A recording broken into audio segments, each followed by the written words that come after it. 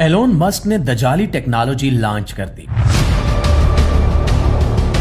होलोग्राफिक्स और star link का मकरू खेल दुनिया को कैसे धोखा दिया जा रहा है।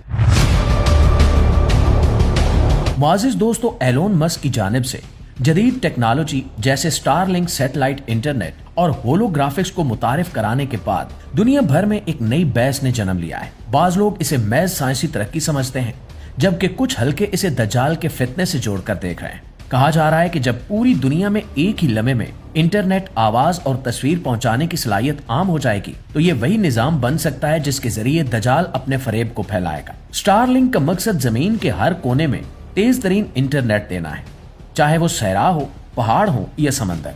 इसी तरह होलोग्राफिक टेक्नोलॉजी के जरिए बगैर जिस्म के तस्वीर और आवाज को हकीकी शक्ल में पेश किया जा सकता है, जो देखने वालों को हकीकत और धोखे के दरमियान फर्क भुला देती है। अहादीस में दज्जाल के फितने को तारीख का सबसे बड़ा फितना करार दिया गया है।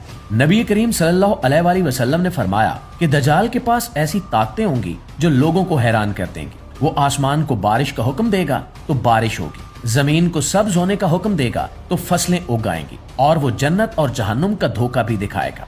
बाज़ रिवायात में आता है कि वो पूरी दुनिया में बहुत तेजी से सफर करेगा, यहाँ तक कि कोई इलाका उसके फितने से महफूज नहीं रहेगा। आज की टेक्नोलॉजी को देखें तो सैटेलाइट और डिजिटल नेटवर्क के जरिए एक लम्हे में दुनिया भर में पैगाम पहुंचाना मुमकिन हो चुका है, जो इन अहादीस की याद दिलाता है। होलोग्राफिक्स के जरिए किसी शख्स या मंजर को इस तरह पेश किया जा सकता है कि देखने वाला उसे हकीकी समझे। अगर कोई ताकतवर फितना परवर शख्सियत इस टेक्नोलॉजी को इस्तेमाल करे तो वो लोगों को अपने झूठे दावों से आसानी से मुतासिर कर सकती है। दज्जाल के बारे में आया है कि वो खुद को खुदा कहने की जसारत करेगा और उसके पास ऐसे फरेब होंगे कि कमजोर ईमान वाले लोग धोखे में आ जाएंगे। आज के दौर में जब इंसान स्क्रीन पर नजर आने वाली हर चीज को सच मान लेता है तो ये फितना और भी ज्यादा खतरनाक हो सकता है। नाज़रीन, ताहम ये बात भी वाज़ेह रहनी चाहिए कि टेक्नोलॉजी बजाते खुद न दज्जाल है और न ही बुरा जरिया। ये इंसान के इस्तेमाल पर मुनहसर है कि वो इसे खैर के लिए इस्तेमाल करता है या शर के लिए।